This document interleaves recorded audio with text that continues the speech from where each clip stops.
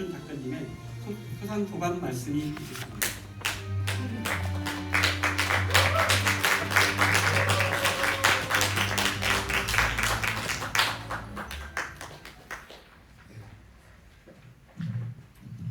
허호준입니다. 제가 말 주변이 없어가지고 이 써온 것을 그대로 읽도록 하겠습니다. 애초 제가 계획서를 받을 때는 2분이라고 들었는데 여기 와보니 4분도 하고 5분도 하는 것 같습니다. 그래서 2분에 맞춰서 이 기자들이 그 기사를 출고할 때 최종문과 초고가 다릅니다. 제가 이 안내집에 팜플렛에 나온 거는 제 초고고 오면서까지 붙여서 제 출고하는 것으로 다시 읽어보겠습니다. 수상소감이라니요. 지나온 날들을 떠올려봤습니다. 문학의 문자도 모르는 저에게 문학상 수상소감이라는 말이 어울리는지 몇 번이나 해물었습니다. 당선작으로 선정됐다는 전화가 걸려오는 순간 됐구나 하는 심심한 감정이 앞섰습니다. 기쁨보다는 숙제 하나를 끝냈다는 생각이 들었습니다.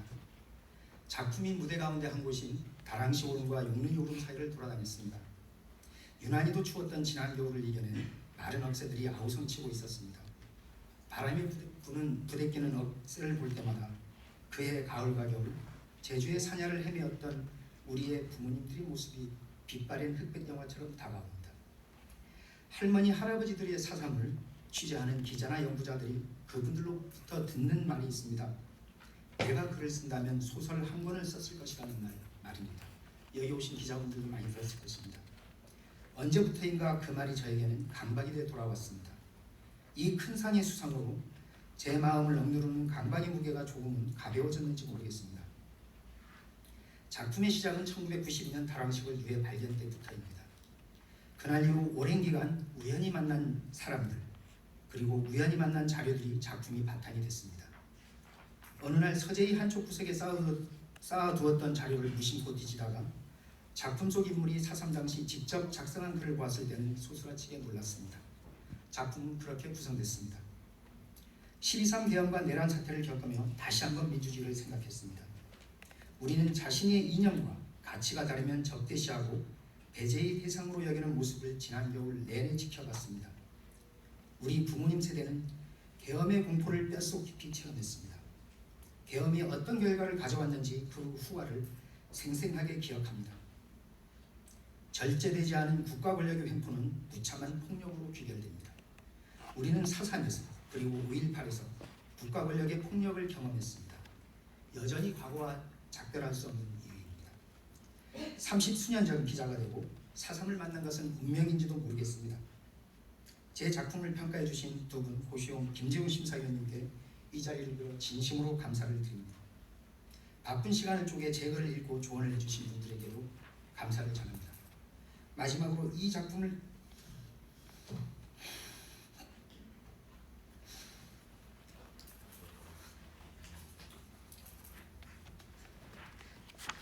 그리고 수상작 줄거리를 읽는다고 했는데 저는 그 처음에 낭독문으로 들었습니다. 그냥 문장에서 제가 보낸 원고에서 뽑아내서 하면 될 거로 생각했는데 보니까 여기 와보니 다 줄거리를 말씀하셔가지고 당혹스럽습니다. 줄거리는 아예 작성을 하지 않아서 간단하게 말씀드리면 사실 제가 89년도에 기자가 되고 92년도에 다랑식을 유해가 발견될 때 취재를 했습니다.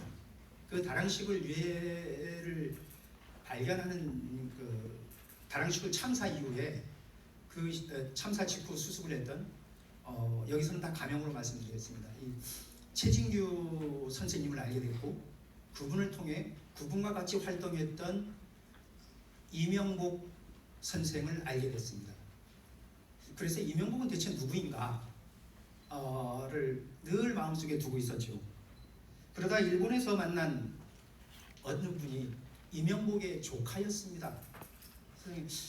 그리고 한 20여 년 전에 제 신문사 후배가 저에게 제주 4.3 관련 문서라고 하면서 보내준 게 있더라고요. 그래서 전부 한자로 되고 되게 복사본이어서 보기가 힘들어서 쌓아뒀다가 어느 날인가 봤더니만 그 이명복이 잡힐 반성문이었습니다. 경찰에서 쓴.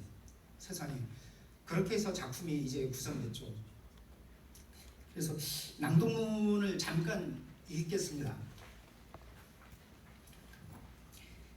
무장공기가 일어났다. 그것은 수만 년 동안 한라산 깊은 땅속에서 꿈틀거리던 마그마가 지표면을 뚫고 폭발하는 붉은 용암과도 같았다. 그것은 해방 이후 제주 사회를 짓누르고 있던 억압과 강탈, 오순 덩어리에 대한 격렬한 한이었다. 그 시절 청년 최진규의 그해 겨울을 생각한다. 시대의 폭풍 속에 휘말린 최진규, 인생을 정리할 시기라며 초월한 듯했지만 여전히 깊은 눈빛으로 바라보던 그날, 평생 말 못할 트라우마를 안고 살았다. 떠올린다. 그해 겨울 치열한 삶을 살았던 청년 이명복.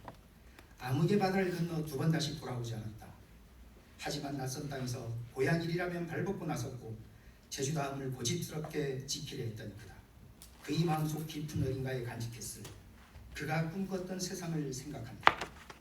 눈 덮인 한라산 자락에서 비가 퍼부는 한라산 계곡 어딘가에서 시린 발가락을 젖은 발가락을 꿈틀거리며 온몸을 떨며 방황하는 숨소리조차 내지 않았던 이웃들을 그려본다.